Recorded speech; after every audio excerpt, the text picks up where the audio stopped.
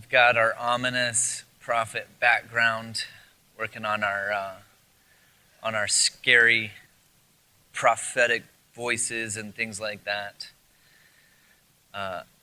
In spite of that, I'm kidding. In spite of that, we're looking at the prophets, and here's what we want to do with this over the next few weeks.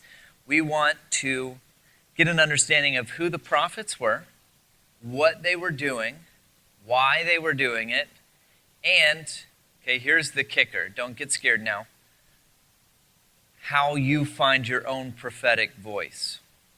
That's the scary part. But it's not as bad as it sounds. The fun thing about this is that everything that happens in the text is shaped by the prophets. And as we work through this sort of timeline and these different prophets, we're going to hit a few different ones as we go along. As we work through this, we want to get a sense of where the story is going, so that you can open up your Bible and look at Obadiah and go, oh, I've heard about Obadiah. I kind of know a little bit about what he might be about. Or you could read through the Kings and get an understanding of how that is working with the kings and the prophets and what this looks like. But also what happens in this process of the prophetic voice is that Jesus comes onto the scene claiming his place in the prophetic line. In fact, he begins his ministry with a quote from the prophets. He begins his ministry telling the people, and I am continuing this tradition of the prophets. So if our call is to emulate Jesus, if our role is to be the voice of God, of love, of Jesus in our culture, in our society, in our churches, in our families, then our role is to find that inner prophetic voice. And now I don't mean, we did this last week, we're going to do it every week just in case. I don't mean that you find that inner voice that tells you what's going to happen to you next week. That's not prophetic. I don't mean that you learn what the end times are going to do, although it's fun to talk about, is not what we're talking about when we talk about finding your prophetic voice. We're talking about, quite simply, the alternative voice. The alternative voice in our culture, in our time, in our churches is often the prophetic voice. That doesn't mean that we let go of our tradition, or that we skip other texts in Scripture, or that we let go of what our church has taught us since childhood, or however long you've been in the church. It simply means that we look for the voice that is teaching us and guiding us in new and fresh ways. Sometimes that does mean we have to let go of something we learned long ago. Sometimes that does mean we have to speak out against our family or our community or our politicians or whatever that is. Sometimes all of those things are true, and it's difficult and it's challenging, but it's very rewarding. Oh, and it's biblical. Did I say that yet? So here's what we're going to do today. Last week we started with Moses. What's great about Moses is that Moses is the heartbeat of our text in a lot of ways. I don't know. The heartbeat of our text in the sense that as God is unveiling his story, it occurs in Moses in this story of the Exodus where we get a sense of who God is, where we get a sense of God unveiling himself as a God who cares about his people, a God who cares about suffering and oppression, and a God who consistently pursues us in care, in renewal, in love. All of that happens in the Exodus. And on top of that, what we did last week was we looked at the structure, at the society of Egypt, And what happens in the story of the Exodus is God says, that system in place comes down. I've been reading, as we do this, I'll share. I've been rereading the prophetic imagination. I don't know, it seems like every time I tell you about a book I'm reading with a series, it's Walter Brueggemann. I don't know why that is. I think because he does such a great job of mixing scholarship and biblical work with application and how to run with that and take that into churches. And lots of scholarship is about a Hebrew word that you don't understand and has multiple meanings and doesn't lead us anywhere. Anyway, so he's fantastic. The book is amazing. And one of the things that he calls out in this process is that kings and pharaohs use the term forever. And the structure and the system and the society of Egypt in the story of Moses is telling him and telling the people that this reign will be forever.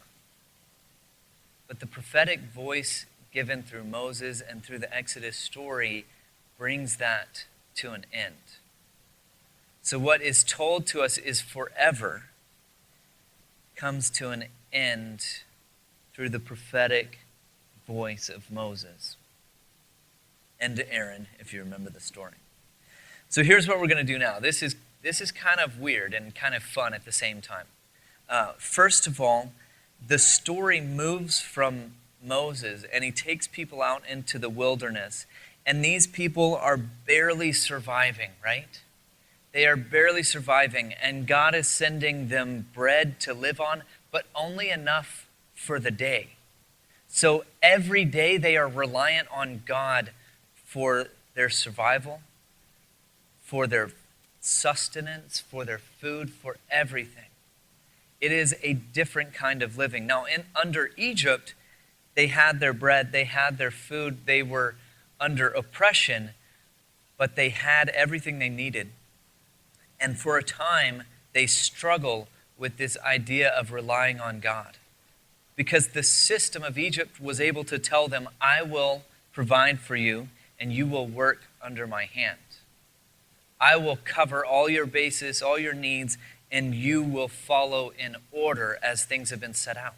And as they turn to a God of freedom, as they turn to a God in Moses that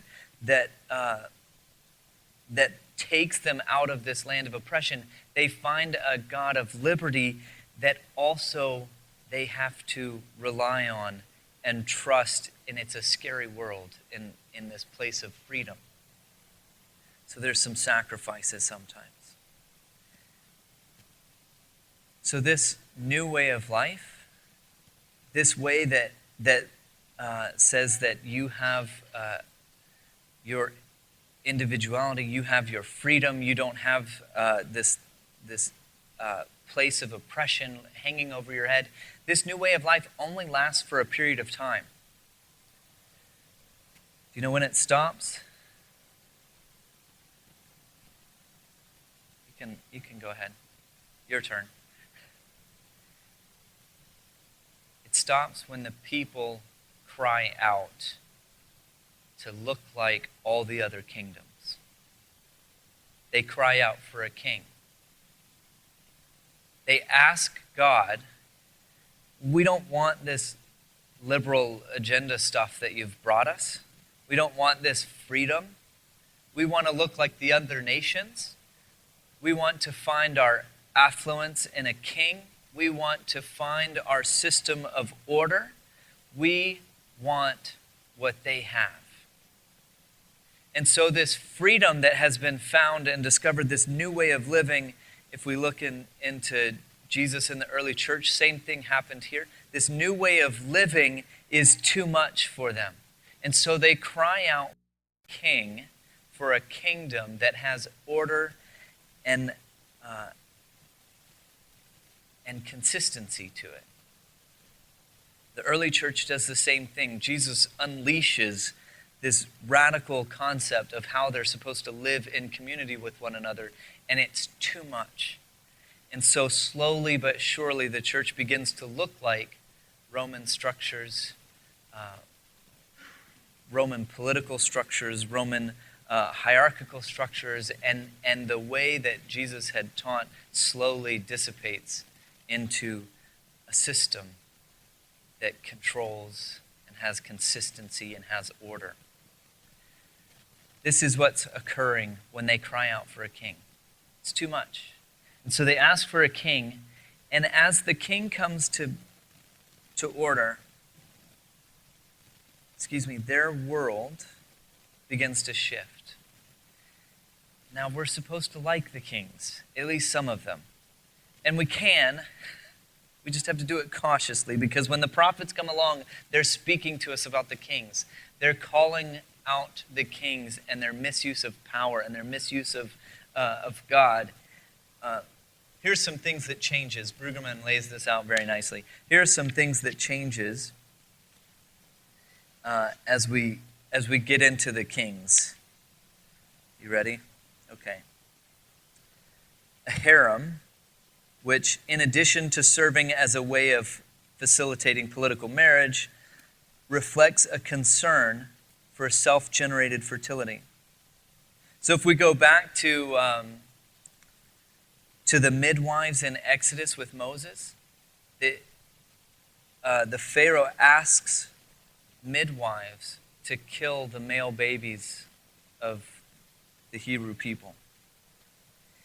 And they refuse to do it out of conscience. And here, those same, well, not the same, but in contrast to that, we have a harem that is producing fertility. We have an antithesis to the Exodus story. We have a system of tax districts in which class and tribes and state control are more effective. We have a bureaucracy which imitates the larger empires. It institutionalizes a certain kind of reason. Then we have a standing army. So no longer do you call out on the tribes to get your army prepared, in which case you would have to make a case that this is good for you. You need to send your men into battle. Now we have a standing army that goes whenever the king calls them. And then finally we have a fascination with wisdom, which imitates the other regimes in the area. And it packages things in manageable portions to help control and guide the system.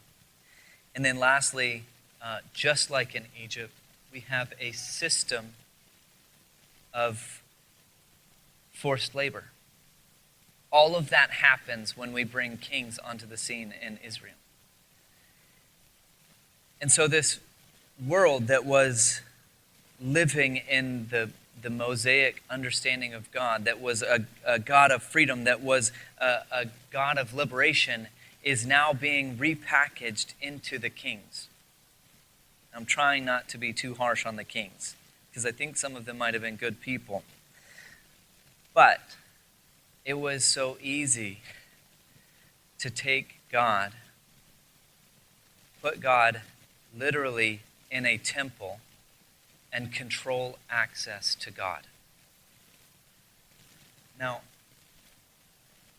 I don't want to be too doomsday-ish, but here's what we're doing today. We've watched it. We continue to watch it. We put God in a building, not necessarily a temple. And we say, here's how you access God. Here's who you access God through. Hey, Pastor, can you pray for me? Can you bless the sacraments for communion? Can you tell us what we're supposed to think about the end times? We're repackaging the temple in our church. We're repackaging God in a building just like this. Now, we try not to do that here. We try our darndest not to do that here. We encourage you to read the text and find your own understanding, and I try to help guide you through that. But I don't tell you I have the answers, and we don't actually bless the sacraments. I'm sorry if you were looking for that, but we don't do that because we each have a connection to God, and we each get to carry our prayers to God, and it doesn't need to go through a pastor to reach God. It is the God of Moses that removes the system, that removes the hierarchy, that removes the kingdom and gives direct access to God. Now, some other ways that we do this, okay, that's easy for me to talk about because we don't do the sacrament thing, and we don't do some other stuff, and I don't have a shawl with a special robe or anything like that. So it's easier for us to talk about that. But we do it in other ways, right? We do it in other ways. Sometimes we even do it with the Bible. We say, here is the Bible, and make sure it's the right version. Make sure you're reading the right sections, and make sure that you're reading it the way I do, because here is your access to God. And we make this umbrella of how you reach and connect to God, and we say, here's the limits of what you get to do. But when you think outside of that, or when you lead outside of that, as Moses did, you take a lot of flack. And he took a lot of flack. He took flack from Pharaoh. He took flack from himself. He took flack from the people when he left with them, and they said, now what, Moses? This is part of our call, is to reach out of that umbrella or that boundary, that we get to take our voices and our God into new places and into new ideas and into new questions, and allow God to speak through us in new places and in new times. Sometimes that is caring for the marginalized, as God does continuously throughout the prophets. It may not surprise anyone, the prophets are kind of my favorite place to be and think and live, but the prophets continuously call their kings back and say, you've created a system of affluence built around oppression, built around marginalization. You've stepped on these people to get what you want, and you've made everything hard and difficult as you've walked your way through affluence and wealth and privilege. Our prophetic voice has to speak to that today, because we see every step along the way that prophetic voices that have come before us have spoke to oppression in their culture, in their time. Nathan's not here today, but you've probably read a few articles or letters written to the paper from Nathan. He doesn't hold a whole lot back. I was reading one of his letters that he wrote, and he was talking about a church that he was driving by, and he sees a church, and he says, there's huge amounts of money being spent here, here, and here. And then on their doorstep, every day, there's one or two homeless people. And the prophetic voice in him says, this isn't right. This shouldn't be happening. Why is this not being cared for? Why are they not being cared for? The prophetic voice in us sees someone suffering and speaks out. The prophetic voice in us sees things that don't work in our system, in our culture, and speaks out. Now that can be in your family. It can be in our community. It can be, publicly. Say, a Facebook rant about Donald Trump. It can be all over the place. Our voice should be heard. One of the things that Brueggemann names in this process, and I've been trying to think through this myself, and he just puts such nice words to it, is that it's biased. He says the Mosaic way of seeing the world, Moses' eyes on the world, is biased. The prophet's eyes on the world are biased. They don't need to hide their biases. So I've kind of addressed this before, but in the situation of the homeless person sitting on the steps of a local church, we can say, well, but there's so many. We could nuance the situation. Well, there's so many. They can't help everyone that comes to their door. They couldn't necessarily do this, or maybe that person doesn't want to be helped. We bring in all of the political nuances of the situation, but the prophetic voice doesn't do that.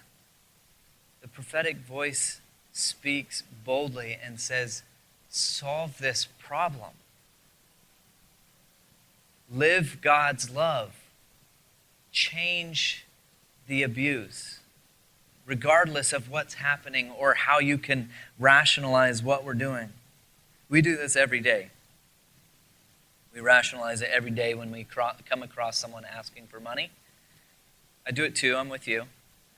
We rationalize it. Can't give money to everybody I come across.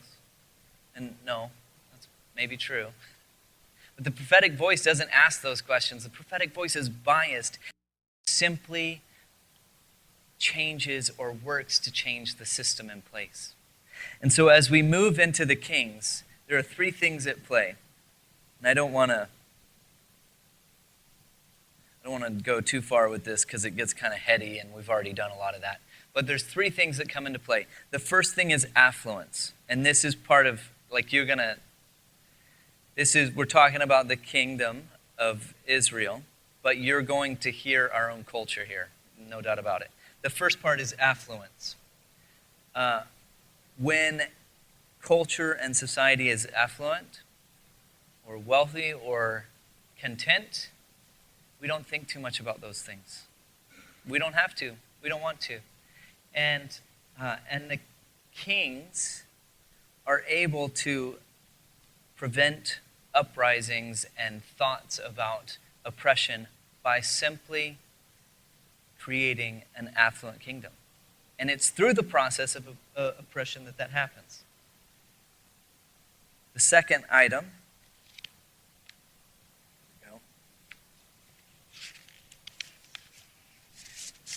the second one is an oppressive social policy.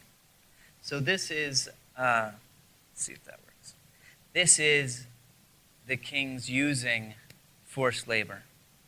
This is us, or our culture, using oppressive social measures to lift the wealthy and keep the poor poor. And the last one is access to God. It's a static religion. These are the things that the kings used to keep order. Affluence, everyone's happy, nobody makes a fuss. Well, enough people are happy and nobody makes a fuss. Oppression, forced labor is really nice. You can go a long way with that, right? And finally, a static religion. And this is the one that I think we have the opportunity to address. We have the voice to speak out and say, we're not going to sit still. We're not that kind of church, we're not that kind of Christian, and we're following Jesus who never sat still and never sat quiet.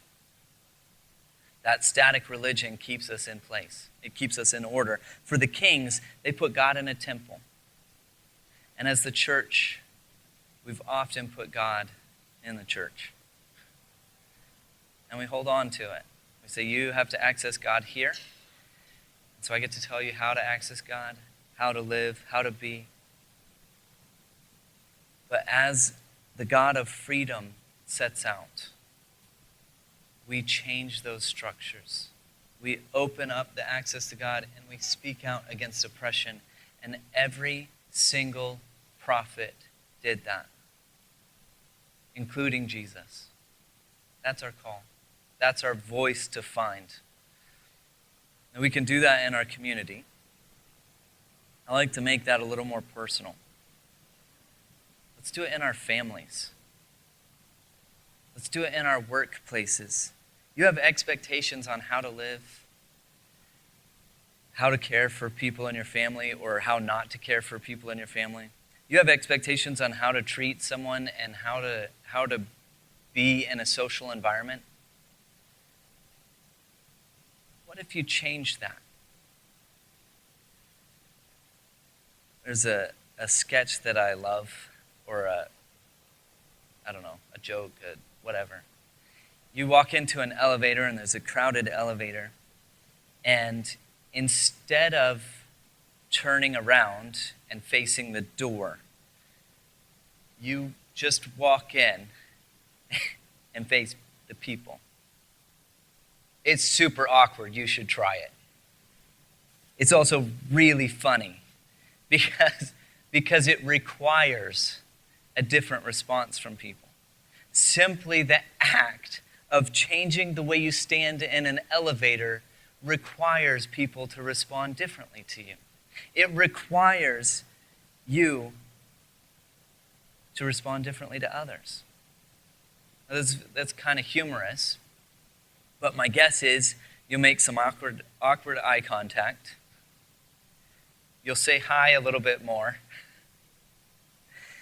And you'll see some people's faces that you wouldn't have seen. Just by walking into an elevator differently. That's a very, very small thing that you could do differently that changes the way you interact with the world. Now take that to your family, or take that to your workplace, and you don't have to be super awkward like I am everywhere you go, but you could simply love people differently or care for them differently and watch around you as the social order changes. There's no voice involved. It doesn't have to be. It's an action sometimes that is a prophetic voice. And it changes the world, sometimes in small ways and sometimes in big ways. There have been some studies on how friendly communities are. And the way they determine how friendly a community is they have testers or market research people or whatever walk around town and smile at people. And they count how many people smile back at me. It's a very small thing, right? But it changes how the community is experienced. I notice a difference. This is not necessarily a good thing, but I notice a difference in how many people smile back at me in Pitt Meadows versus Maple Ridge. I can't explain that. I think we're all friendly people here, those are Maple Ridgers. I just know that it's different. And it changes my experience in that community because of that. And here's the fun part about the prophetic voice. You get to be that change. It's a smile. It's an awkward moment in an elevator. I'm kidding. You should try that for fun, but it's probably awkward. It is all of those things, and it's very simple to control your own behavior and your own voice and your own commitment to God's love and our community and your family. Small steps go a long way.